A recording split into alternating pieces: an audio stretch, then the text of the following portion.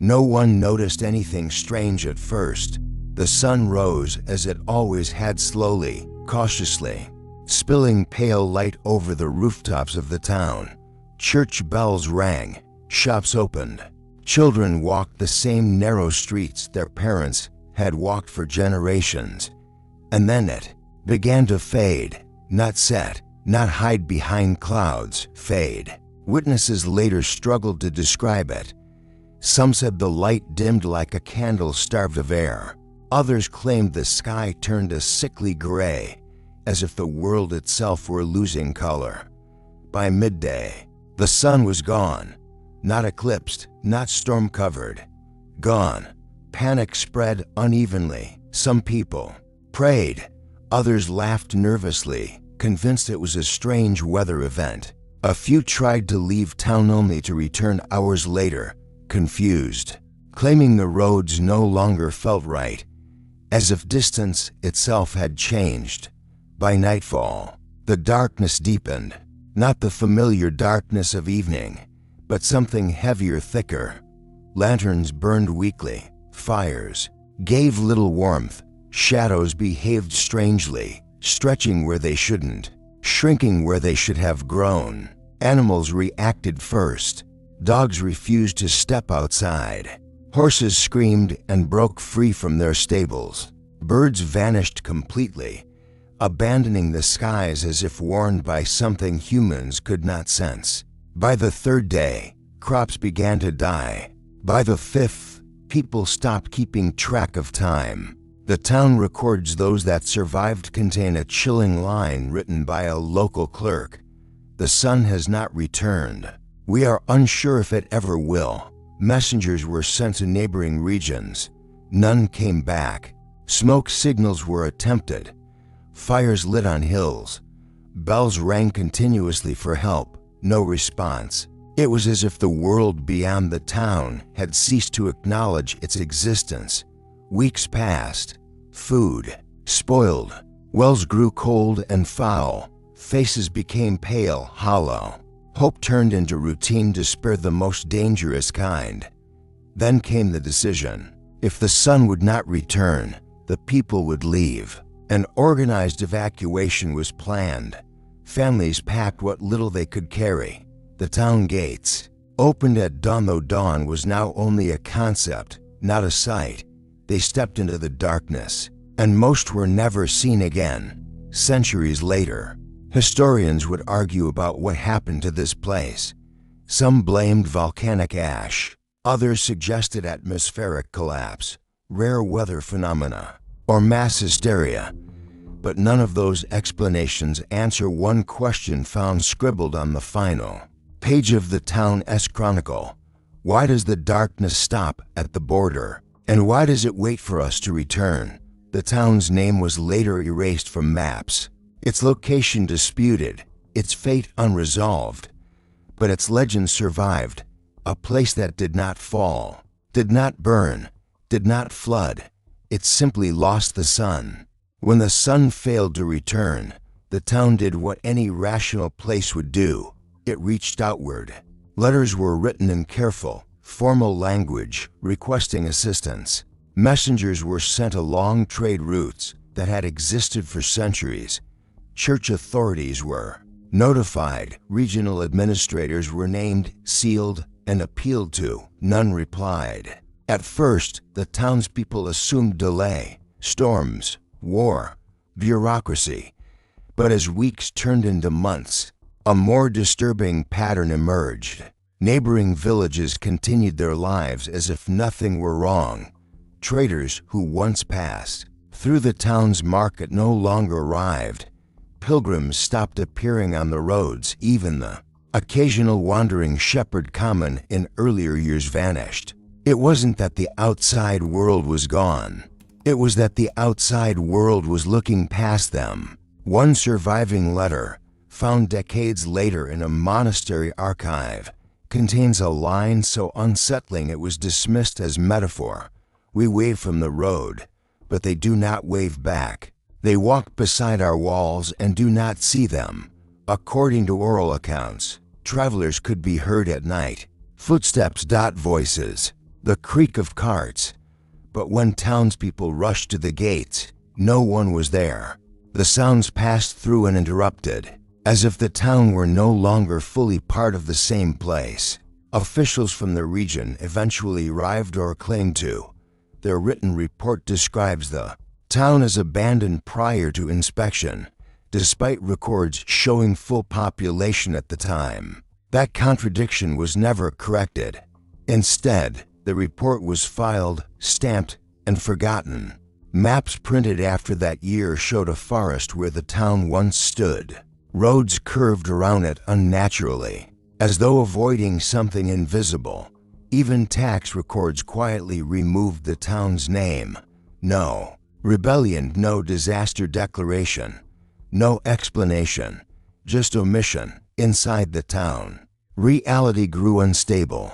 Clocks stopped working properly. Time felt elastic, days stretched unbearably long, then collapsed into brief moments. People aged unevenly. Some children grew weak and old within months. Some elders barely changed at all. Candles burned to fast. Food rotted overnight. But occasionally, terrifyingly, nothing decayed at all. The darkness wasn't simply absence of light. It behaved, and it seemed selective.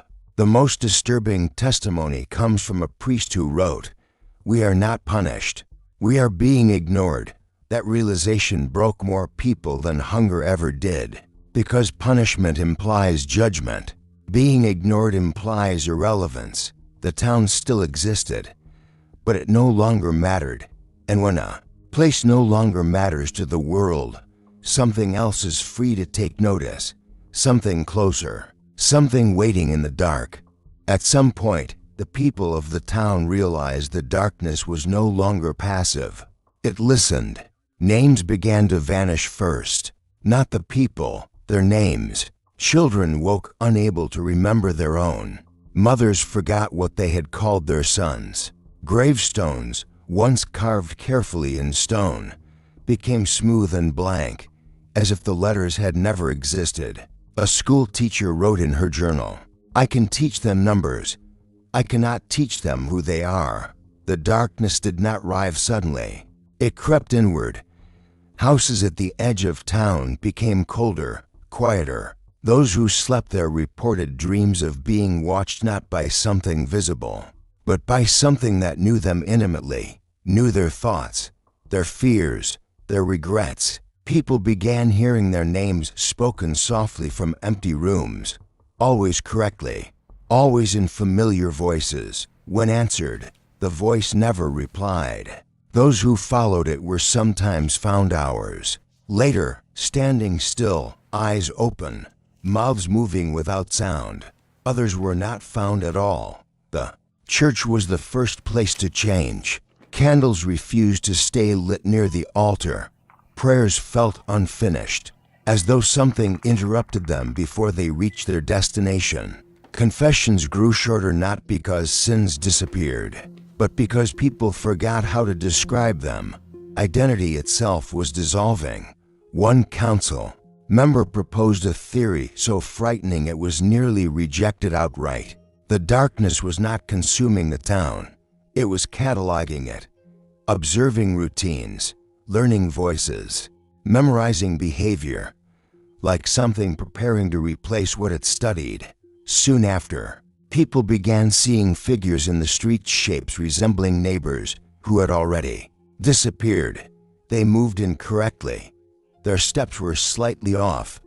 Their faces lacked detail, as though remembered imperfectly. When spoken to, they did not respond, but they turned their heads, always toward whoever addressed them. The town tried to fight back. They wrote names repeatedly on walls, on paper, on their own skin. They recited family histories aloud, refusing to let memory fade. It didn't help. Writing peeled away, ink vanished, voices weakened. The darkness did not erase violently, it overwrote. And the most chilling discovery came when a man, half mad with fear, struck a shadow with an axe. It screamed, not in pain, in recognition, using his name. Hope returned from an unexpected direction, not from the sky, but from the ground.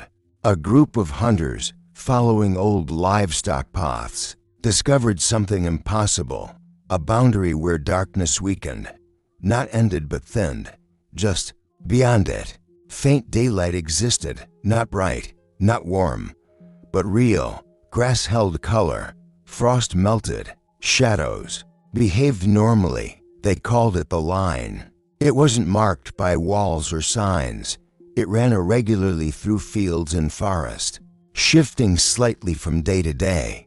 Step too far into the town's side, and light vanished. Step the other way, and the sun distant but present returned. The discovery fractured the town. Some believed it was an escape route. Others feared it was a trap. Animals refused to cross the line in either direction. Birds circled above it, then turned away. The most unsettling part, people changed near it. Those who spent time close to the boundary began remembering things again. Names came back, faces sharpened, but they also felt watched more intensely than ever, as if the darkness resented the border. The council decided on an experiment. Volunteers would cross the line at sunrise if sunrise could still be defined, and travel to the nearest known settlement to seek help. 3 people went. Only one returned. He came back screaming. His skin was burned not by fire, but by light. He claimed the world beyond the border was real. Too real. Colors hurt his eyes. Sounds overwhelmed him. People there did not see the darkness behind him, only his fear. They did not believe his story. They thought he was mad. Worse, he said something else. They think we are the myth. According to him, outside maps showed no town, no anomaly, just empty land. When he tried to lead them back, the road bent away. The sun stayed overhead, but the path refused to return. The line had moved. By the next day, it had shifted closer to the town, retreating, as if shrinking the space where light was allowed to exist. People rushed to the border carrying children, books, relics, anything they believed mattered. Some crossed, some hesitated. Those who crossed vanished from sight immediately, not walking away, but fading, as if the world itself refused to keep them. Those who stayed felt something settle. The darkness was no longer patient. It had noticed resistance, and it was adjusting. The shift of the border changed everything. Until then, the darkness had felt slow, methodical, observant. But once the line of light began retreating, its behavior sharpened. Nights grew heavier. Silence pressed in so tightly that even breathing felt loud. People stopped sleeping, because that was when the darkness came closest. It no longer whispered from empty rooms. It knocked, softly, politely, always from inside the house. Families barricaded doors, only to realize the sound was coming from behind them, from walls, from floors, from memories. The town council called its final meeting. Attendance was thin. Some members had crossed the border and vanished. Others no longer remembered why they had ever been elected. Only one decision remained: stay or go. Those who argued for leaving believed disappearance was better than erasure. They feared what the town was becoming, a place where people existed without being themselves. Those who argued to stay believed the darkness needed witnesses, that leaving would mean surrendering the last proof the town had ever been real. The debate ended when the church bell rang. On its own. Once, twice, 17 times. Then it cracked down the middle. That night, the darkness entered fully, not as a wave, not as a storm, but as familiarity. Houses felt occupied even when empty. Shadows matched people who were no longer there. Voices spoke in unison, repeating phrases townsfolk had said all their lives. I'm home. It's just me. Don't be afraid. Children stopped crying, not because they felt safe, but because they no longer recognized fear. That was when the town split. At dawn, if it could still be called that, half the remaining population gathered what they could and walked toward the border. The other half stayed. No arguments, no goodbyes. As the first group crossed the line, witnesses reported something extraordinary. The darkness did not follow. It pulled inward, concentrating, like a breath held too long. Those who crossed felt pain, sharp, disorienting, but they remembered. Their names returned fully. Their pasts aligned. The sun burned, but it proved they still existed. Behind them, the town changed. Buildings softened at the edges. Streets narrowed. The sky lowered. Those who stayed felt relief. For the first time in months, the darkness stopped observing. It had what it wanted. By the following night, the town was silent, not empty, silent. The people who crossed the border did not disappear. They were recorded, registered, interviewed, examined, and then silenced. Survivors arrived in nearby settlements disoriented, half blind from sunlight, unable to explain where they had come from. When asked to name their town, many hesitated, not because they forgot, but because the word felt wrong when spoken aloud, like using a name that no longer existed. Local authorities documented them as refugees from an unidentified rural area. No further inquiry was made. That was unusual. Normally, mass displacement triggered investigations. Maps were checked, census records reviewed. This time, nothing. Officials accepted the absence of evidence as proof of absence. When survivors tried to explain the darkness, the border, the town that had lost the sun, responses followed a pattern. Doctors diagnosed exhaustion and collective trauma. Clergy called it spiritual delusion. Administrators labeled it unverified folklore. But privately, notes were taken, not to help or to monitor. Survivors reported recurring nightmares in which they stood at the edge of a darkened town, hearing voices that knew their thoughts. Some woke with dirt under their fingernails, others with soot in their lungs. All were warned gently not to speak publicly. One survivor broke that rule. He gave a sermon describing a place where the world forgets you and something else remembers. 3 days later, he recanted, claiming illness. A week after that, he vanished, officially. He relocated, unofficially. His belongings were found neatly arranged near a forest road facing inward. Survivors noticed another disturbing detail. The darkness did not end at the border. It thinned. At night, those closest to the former town's location reported deeper shadows, colder air, and moments when familiar voices called from the trees. Always recognizable, always personal, never traceable. Authorities eventually dispersed the survivors across distant regions, separating families, erasing shared memory. Because shared memory becomes evidence. Years passed. Children of survivors were born. Some spoke of a town they had never seen. They drew pictures of blackened skies and narrow streets without being taught. Parents told them not to draw those things, not out of fear, out of instinct, because somewhere, something was still listening, and it did not want to be remembered. Years later, the land where the town once stood remained unsettled, not cursed, not forbidden, just avoided. Travelers reported an unease they could not explain. Compasses drifted slightly off-center. Birds changed direction mid-flight. The air felt heavier, as though sound itself struggled to move forward. No ruins were visible. That was the problem. Villages destroyed by war leave scars, stones, ash memory. This place left nothing. Fields ended too cleanly. Forest growth stopped at unnatural angles. Paths curved away as if guided by instinct. Surveyors sent to map the area filed conflicting reports. Some claimed the land was empty. Others described faint outlines, roads that appeared only at dusk, foundations visible only when light struck them sideways.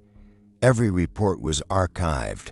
None were published. One geologist wrote a single line at the end of his notes: "This place absorbs attention. The longer you look, the less you see." Locals developed habits without knowing why. They closed windows at night. They avoided speaking names near the forest edge.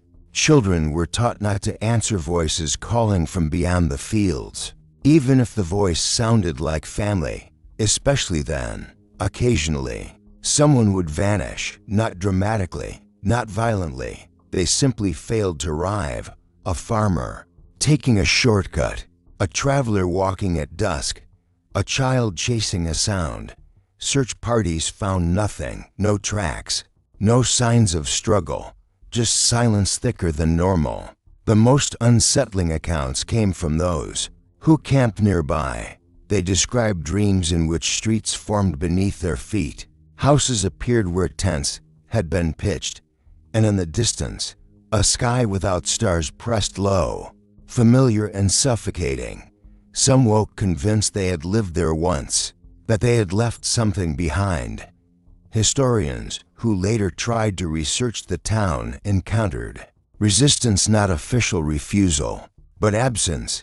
Records skipped years. References pointed to missing files. Mentions ended abruptly mid-sentence, as if the archive itself had learned where to stop. One scholar concluded, the town did not disappear from history. History learned to look away. And yet, the place still waits, because shadows fall there differently, because light hesitates, because something remains that prefers quiet to recognition, not dead, not gone, just unacknowledged. The town that never saw the sun again did not end in fire, flood, or war. It ended in forgetting. Those who escaped learned to live with half-memories. They built new lives, spoke new names, and avoided old questions. But forgetting was never complete, because forgetting was the price of survival. The town did not vanish naturally. It was removed, not by an army, not by decree, but by agreement, an unspoken understanding between the world and something that should not have been noticed. The darkness did not spread because it did not need to. It was contained not by walls, but by silence, by omission, by the collective refusal to look directly at a place that rejected light. And in return, it stayed, patient, waiting. History often speaks of lost cities swallowed by time. This was different. Time did not swallow the town. Time stepped around it. Maps curved, records thinned, memory weakened. Not because people forgot accidentally, but because remembering carried risk. The border still exists, though no one can find it deliberately. Sometimes hikers describe sudden clarity followed by crushing dread. Sometimes a patch of land feels too familiar for no reason. That is where the town presses closest. The darkness did not hate the people.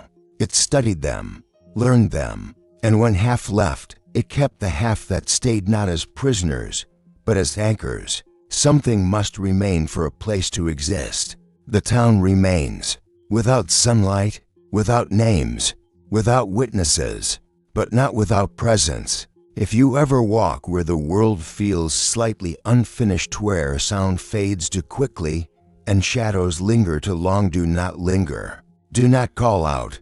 And if you hear your name spoken softly from somewhere it should not be, remember this story, because some places are not lost. They are simply waiting for someone to remember them again. And once you do, the sun may never find you.